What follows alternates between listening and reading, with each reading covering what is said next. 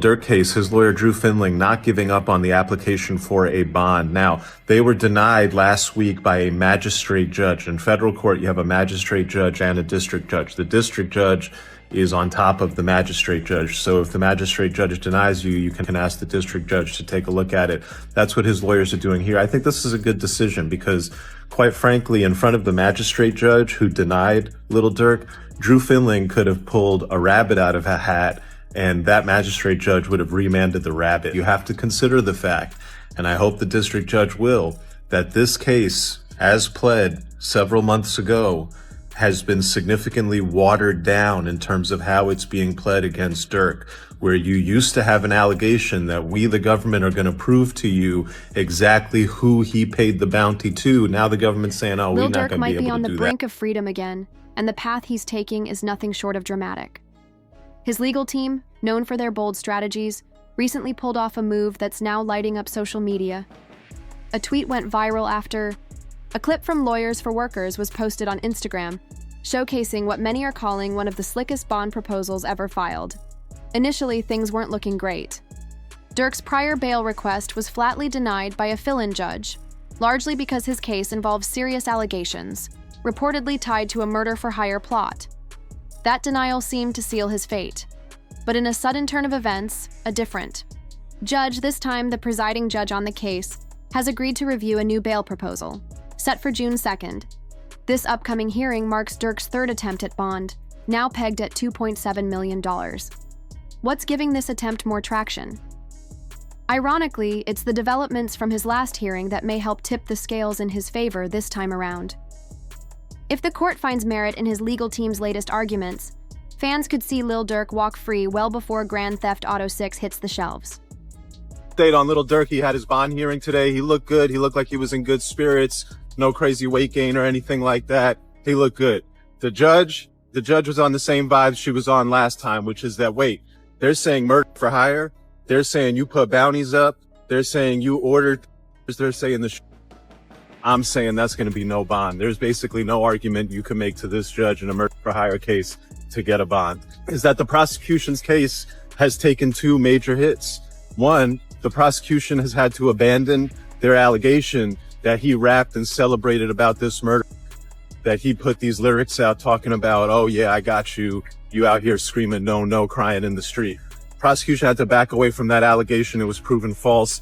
What could ultimately set Lil Durk free isn't just a clever legal strategy, it's the prosecution's case slowly unraveling in real time. In a surprising twist, prosecutors appear to be quietly chipping away at their own arguments, almost as if they're playing defense instead of offense. Insiders suggest that this isn't by accident. It's a tactic to keep Durk from securing bail. But the cracks in their case are becoming too obvious to ignore. One of the most significant shifts?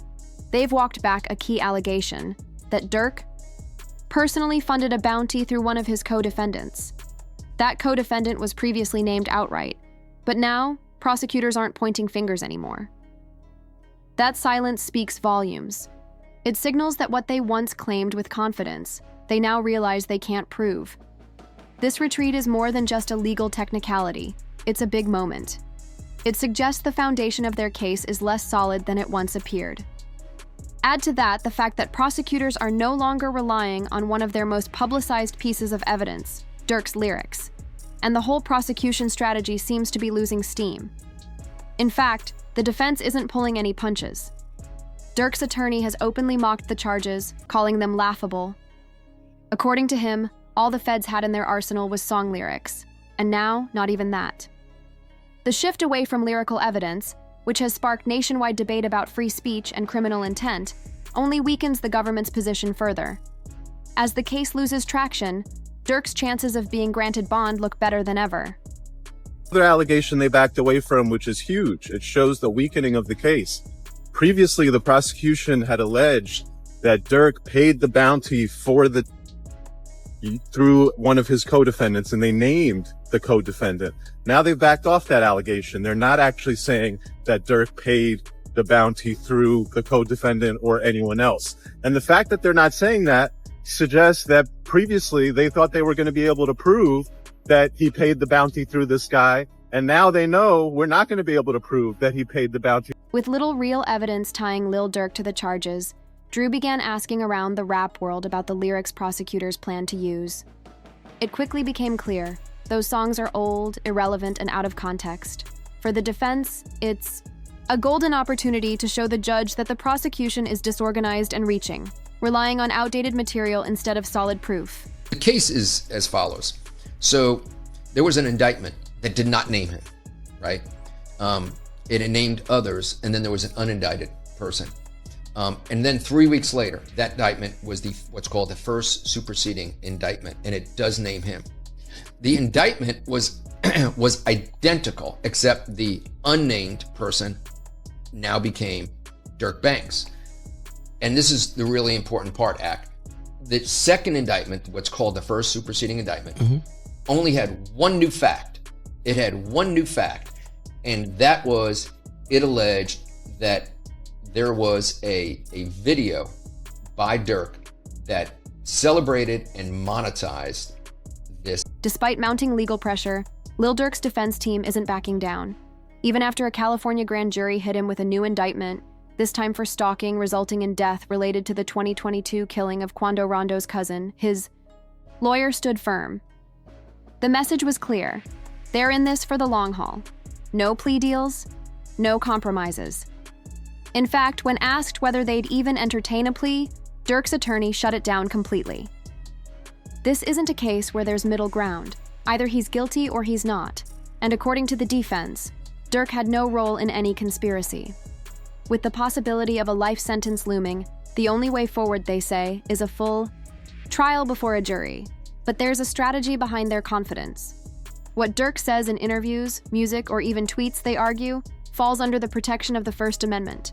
His defense is ready to push that angle hard. The claim? That prosecutors are twisting artistic expression into evidence, a move that unfairly targets hip-hop while ignoring similar content in other genres. Just because it's rap doesn't mean it's reality, his lawyer emphasized. You don't see pop or country artists getting indicted over lyrics. The broader implication, Durk's words are being misused, and the law is ignoring his right to free speech. Cases like Young Thug's are being held up as proof. Despite heavy use of lyrics in that prosecution, most defendants walked, and Thug himself was released on time served. It's a blueprint Durk's team is watching closely. The heart of their argument is this: misinterpreting music as confession isn't just flawed, it's unconstitutional. And if the court agrees, it could be the key to Durk walking free. So, likelihood of a plea. I think a lot of people have seen like this seems like it's a do or die thing. This is kind of like it's going to be like a 1 or 0 type of situation. You're either or you're not. Is Durk, from your understanding, or you as a lawyer right now, as his criminal attorney, are you open to possible conversations about plea deals? Are you thinking, no, we're going all the way? Would you entertain it, just entertain it, because that's your job to listen to it and maybe present it to Durk, or that's just off the table? It's a conspiracy commitment case. It's an all or nothing case, and he did not participate in a conspiracy to commit. And so there is no alternative. It's a life sentence, potential life sentence. So this case is going to go to 12 people. As you dig deeper into the latest charges against Lil Durk, things begin to take a darker, more chilling turn. What initially seemed like weak accusations begins to look far more serious with the introduction of some eerily specific evidence. In None, one of his past tracks, Durk raps, "Look on the news and see your son screaming no, no." The unsettling part? Quando Rondo was, in fact, seen on the news yelling no at the scene of his cousin's death in Los Angeles. The visual and lyrical overlap is hard to ignore, and prosecutors are clearly prepared to highlight this as more than just coincidence. But that's just scratching the surface. After examining the court filings, it's clear the feds are sitting on a mountain of evidence, over 230 gigabytes worth, including surveillance videos, wiretaps, and more than 20,000 pages of investigative SHIU documents. Central to this trove is a cooperating witness, known in court as Jam, who is allegedly tied closely to Durk's inner circle. According to federal claims, Durk is being linked not only to the killing of Quando's cousin, Lil Pab, but also to 2 other murders in Chicago. One alleged target was Setvon Matt, reportedly connected to the death of Durk's brother. The second was Jam's own child's mother, who was murdered after Durk allegedly discovered Jam had been wired up by the feds, something that may have been caught during an Instagram Live where Jam is seen suspiciously speaking into his jacket. Months before his arrest, insiders say Durk had already grown suspicious of Jam's behavior. It's now believed that Durk anticipated Jam flipping and had been maneuvering around that possibility all along, playing what some have called 3D chess with federal agents.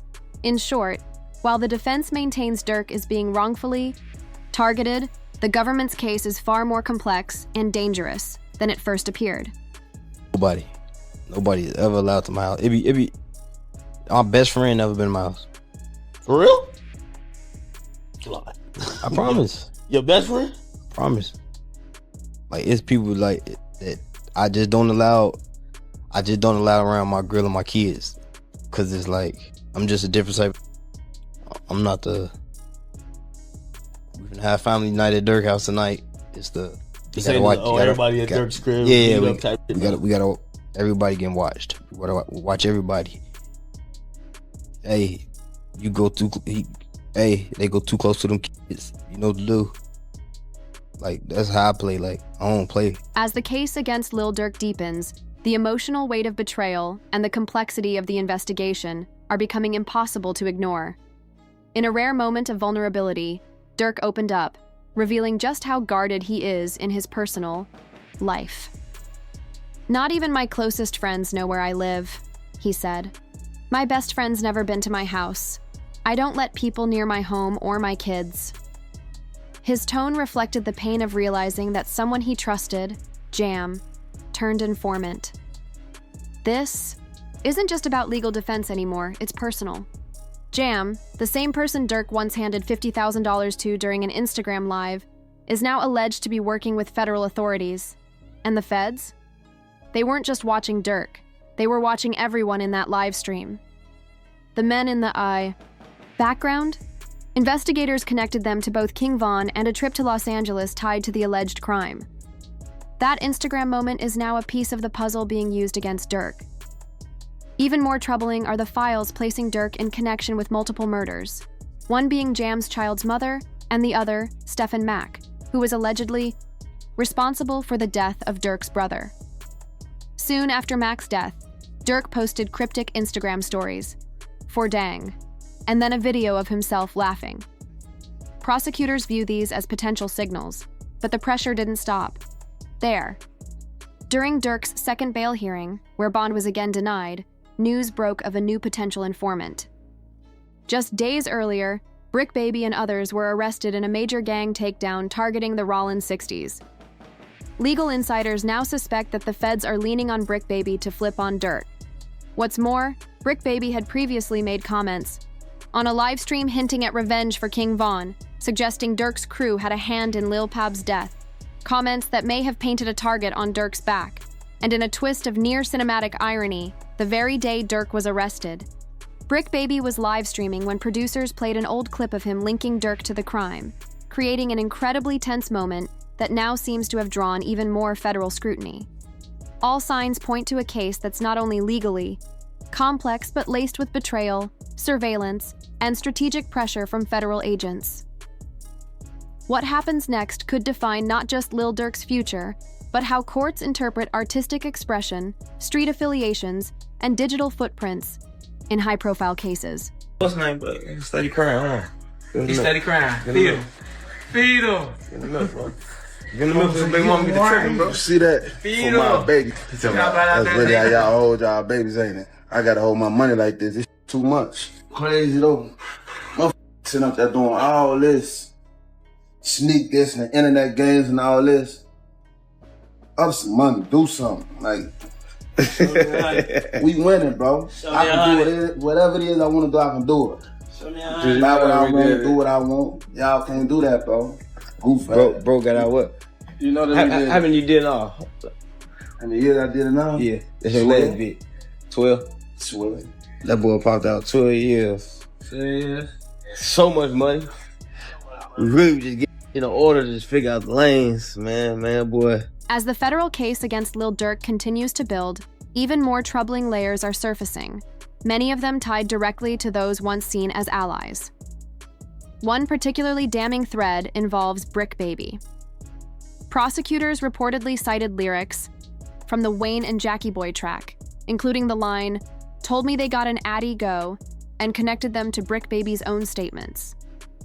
In an interview, Brick Baby said that had Durk asked for Quando Rondo's location, he would have shared it, no hesitation, out of loyalty.